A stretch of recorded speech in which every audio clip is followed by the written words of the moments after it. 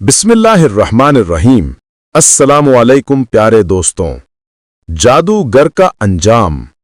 हमारा मकसद है आप तक कुरानी तालीमात, इस्लामी कहानियां और ईमान बढ़ाने वाले पैगामात पहुंचाना।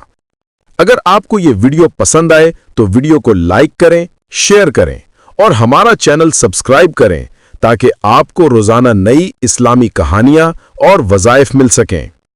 एक गांव में एक जादूगर रहता था जो लोगों को डराकर उनसे पैसे लेता था। वो शैतानों की मदद से ऐसे काम करता जिनसे लोग हैरान रह जाते।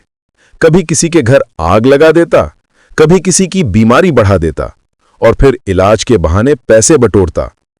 एक दिन गांव में एक नेक आलिम दीन आए। उन्होंने सुना कि एक जादूगर लोगों को धोखा दे रहा है।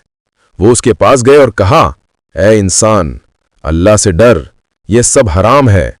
जादू कुरान और सुन्नत के खिलाफ है और जादूगर का अंजाम जहन्नुम है।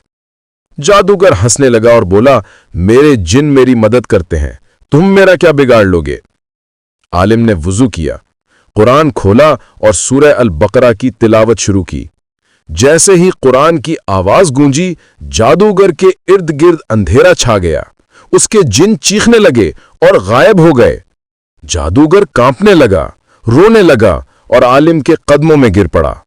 उसने कहा, मैंने अपनी जिंदगी जाया कर दी, मुझे अल्लाह से मुआफी मांगनी है।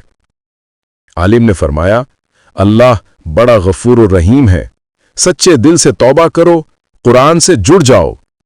जादूगर ने तौबा की, अपना तमाम जादुई सामान जला दिया और जिंदगी के बाकी दिन नमाज, रोजा और कुरान की खिदमत में गुजार दिए।